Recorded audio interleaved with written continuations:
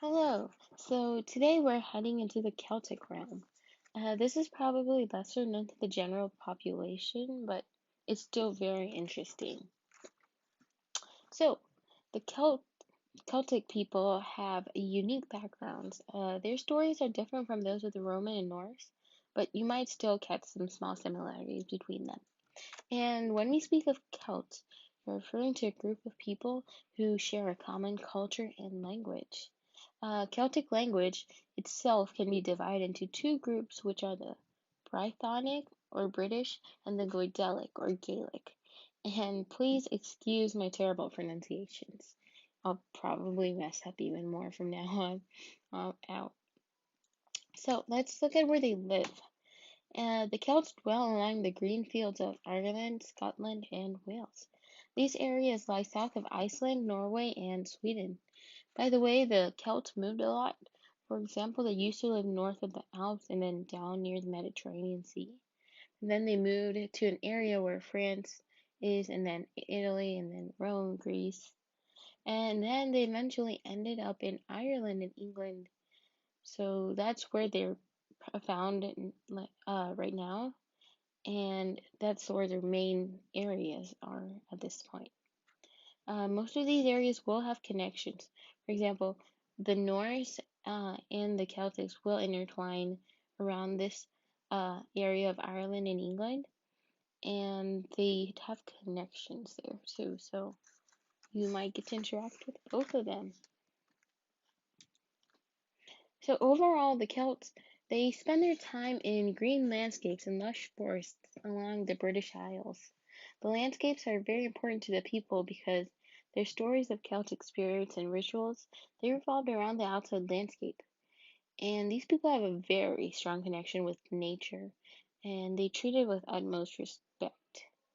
The interesting part of Celtic worship is that they don't build special temples or buildings for worshiping their gods. And if you remember, the Romans built temple after temple for their gods, but the Celts instead rely on the natural environment, such as water, groves, forests, and for their worship. And I think it's really interesting that they believe that the human world is linked so closely to this other world, and that the humans and the divine should have a close connection between them. And some gods and spiritual beings, like such as fairies, as seen in this picture, they live in the other world that rest in special places on Earth, such as in pools, lakes, forests, etc. Magic keeps mortal humans from seeing these spiritual places and entering the other world, but specifically, let's talk about this other world. So it lies within Ireland itself, but it is hidden. And Celtic gods are also said to have human qualities. So you'd have to ask around to figure out general consensus what they think, but I'm not an expert, so let's just go with that for now. This image is an artistic rendition of the other world, and who knows, you could go visit it one day to figure out what it looks like. So, the gender gap, let's talk about that. Now, the Celts believed that male gods were responsible for skills, while the female goddesses were responsible for natural elements such as the moon archeries. Women could be associated with both skills and natural features. And as for the human world, the warrior society placed women on very high on the social hierarchy, and women could assume roles in warfare and kingship. Now, I really like this forward thinking system, and I'd fit perfectly where women are highly revered. But if you can remember, this is very similar to Norse mythology, where it showed Valkyries, the women warriors, as very strong people. So that's a similarity. The Celts are very focused on their rituals. You might even meet a druid who are considered as a priests that perform rituals and sacrifices. Now, I don't want to scare you, but human sacrifices might also be a thing here. It's been rumored that they do those, but I'm not sure. So, these druids are priests, and these bards are poets and singers. They both carry on beliefs and myths in oral tradition rather than having them written down. And this is why I don't really know all the details because they wrote very little down and most of it was passed through word. Let me back up and tell you a little about the creation of these Celtic gods. It's always important to know about the culture if you want to live there. So, creation basically happened with the story of Danu, who is the mother goddess. She had children who were called the Tuatha De Danann. Sorry. This Irish race of gods defeated Fir Bolg in the first battle of Maegturid. Um, yeah, sure, let's go with that. Members of the Tuatha De Danann included Dagda, Brigid, Nuadu, Lug, Dian, Checht, Ogma, and others. So I sincerely apologize that you had to hear me mess up so badly. And this is a picture of the group of people. Now that you know how the gods were created, let's talk about death. It's a morbid topic, but it never hurts to know. So, the Celts believe that the soul travels from the present world to an afterlife. However, the Celtic view of the afterlife is one of complete bliss, eternal youth, beauty, music, dance, and abundance. They believe in the paradise of the Isle of the Blessed, and which is similar to a variation of a joyful plane of the afterlife. So this land is believed to be west of Ireland, and here's this. This is a Irish paradise of the afterlife, in which time is irrelevant, and there's no aging, and landscape is vividly colorful, and each person could basically determine when night and day occurred. So this sounds really nice, and I'm hoping it would look like this. And it might be actually nice to die. So, many other cultures believed that once the human life is dead, the person cannot return to Earth. On the other hand, the Irish believe that in reincarnation. That is similar to Hindu mythology, which is my personal favorite. But the Celts even believed in the idea that the deceased spirits could travel between this world and the other world. So this might explain why the Celts buried material goods in the burial mounds with their deceased, including like a horse wagon or other goods depending on the person's role in life. Uh, Burial mounds, as shown here, might be the equivalent of the Egyptian pyramids, and which were tombs made of earth and sometimes stone. Uh, the gods associated with the realm of the dead vary. Nantu was the goddess of the dead. The continental Celtic god Sukelos was a god of the dead, and he wielded a hammer. He also ferried the dead to the other world. And the Irish god Tethra is the king of the otherworld and ruler of Magmel. So, let me tell you a few stories about the area. Conla is called by a woman from the other world who only he can see but others can hear. His father has a druid. By the way, his father's very rich, so they can afford their own druid. And the druid chants and makes the woman go away. And before she leaves, she hands Conla this apple that regenerates. So basically, as many times as he eats it, it keeps on coming back, and it's just never ending. Well, this apple causes him to long for the woman. And finally, the woman returns, and Conla goes with her because he's just so entranced by her. Another story is about the voyage of Mael Druin's ship. Mael Druin is attempting to avenge his father's death in the beginning, right?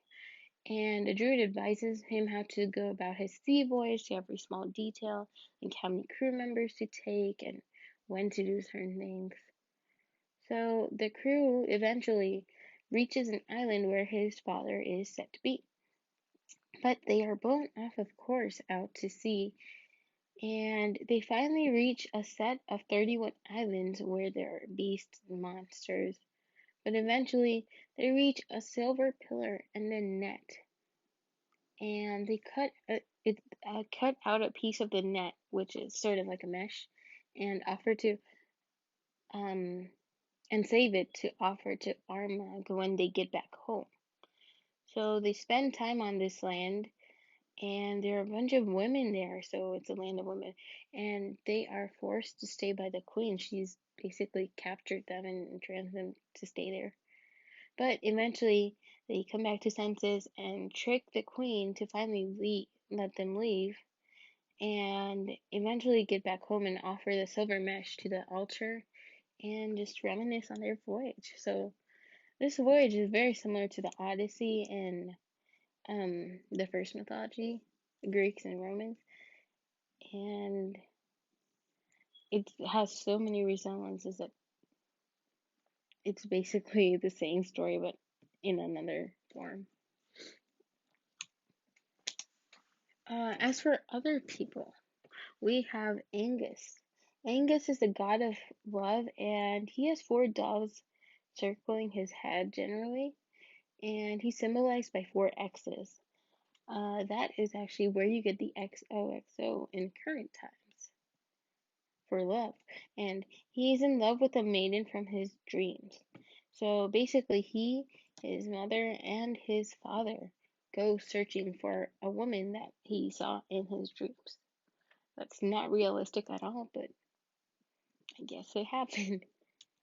So, the woman who he saw, her name is Sarah, I was thinking, and yeah, so basically, Sarah and 149 other maidens have been turned into swans.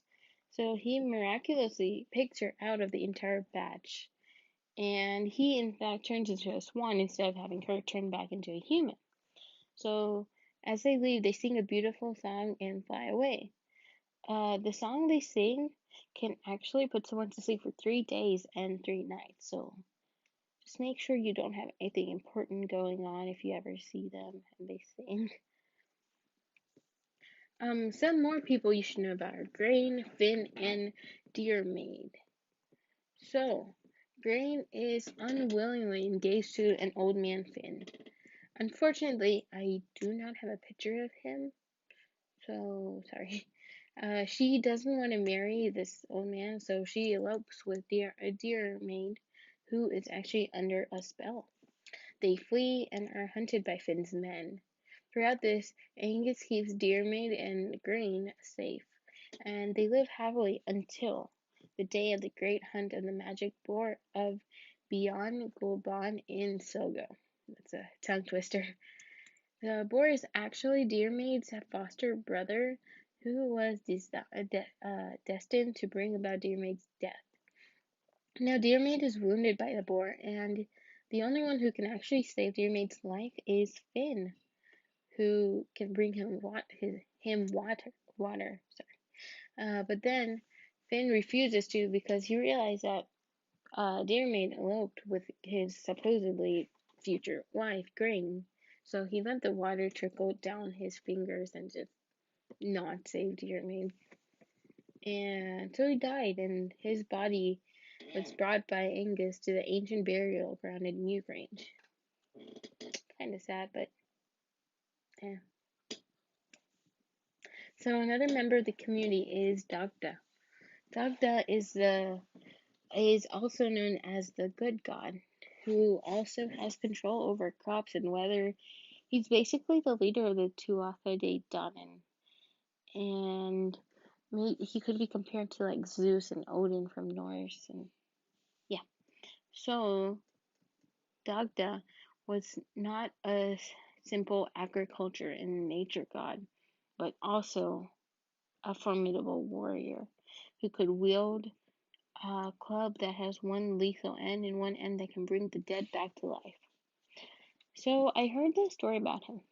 Dagda has a cauldron which could satisfy any company. And before a truce between the Tuatha De Danann and the Fomorians, the Fomorians decided to play a trick on Dagda. They prepared him a vast amount of forage, since it was his favorite food, and they put 80 measures of milk and 80 measures of meal and fat. and they also put goats, swine, and sheep into the mixture, which was then boiled. That sounds disgusting to eat. But they poured the mixture into a hole in the ground and ordered Dagda to eat the entire mixture or be killed. So thus he consumed the entire meal. And upon finishing, he fell asleep and awoke to see a very beautiful girl. However, he was not able to pursue her due to his enormously large belly full of porridge. Wonder how he lost that weight. Next up is Kukulene. I'm thinking, I'll just call him Cece because I don't want to mess up more than that. So he's a legendary hero of Ulster and the son of Luke, who I will get into later. So I heard that of his background, and the men of Ulster basically had previously been cursed to be ill when they were most needed to defend their land. So an army had approached, the warriors all collapsed in pain except for Cece, who was not yet considered exactly a man. So CC charged and killed 100 warriors, and then he agreed with the opposing leader, Medba, to fight a new warrior each day at a ford, where he would kill every single one. He returns to his town to find their prized brown bull has run away. He chases after the bull and kills the warrior leading the way, but the bull leaves anyways. So his father, in order to heal his wounds, he puts him to sleep for 3 days, during which the boys of Ulster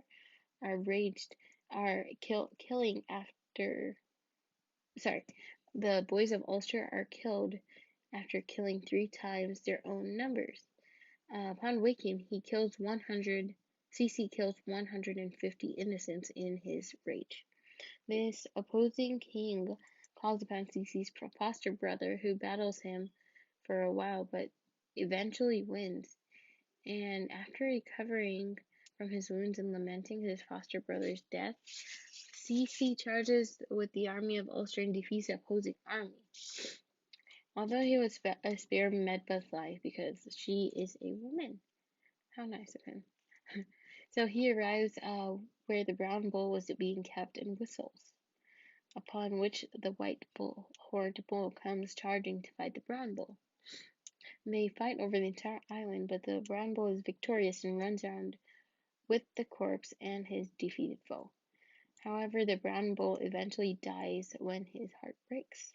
CC goes to make peace with Medba, but they have no wars between them for the next 7 years. Now, there's a continuation about his death, which I will briefly summarize. So, CC was so great and so highly respected that the Triad goddess, the Morrigan specifically, offered her to love him, but he rejected her. And in turn, the Morrigan rendered CC helpless in battle. So upon his death, she stood on his shoulder as a crow, which is shown to the right there, just on the picture. And another version of the myth actually states that the daughter of Kaladin flew down and sat upon the stone in the form of a girl, indicating that he was dead. So there's different versions, of the story, but since it's not exactly written down, the oral traditions have few variations in them. That's why they're different. Lug, he basically reminds me of the jack of all trades. So he's this god of every single skill, and he's sort of like Mercury from um, Roman and Greek mythology. Lug had an uncommon birth because he was a grandson of Balar of the Evil Eye, who was a Fomorian, and a son of the Tuatha De Danann, who were actually enemies of the Fomorians. So he had both sides of him. And Balar swore to kill Lug, and he was destined to be killed by a grandson. However, Lug escaped and would eventually lead the Tuatha De Danann into battle. Lastly, Nuaga is viewed as a god of healing, childbirth, youth, and weapons. The Druids usually refer to him as the king of the Tuatha De Danann upon arriving to the British Isles. However, he was injured during a battle and lost his arm, and he was forced to abdicate his throne as a ruler, and because he had a physical blemish, or just more than a blemish, lost appendage. But his sword was one of the four treasures brought by the Tuatha De Danann, and it was enchanted so that no one could escape once it's drawn from its scabbard. Also, I was told that Nuada gained a silver arm after his was severed. So that was pretty cool.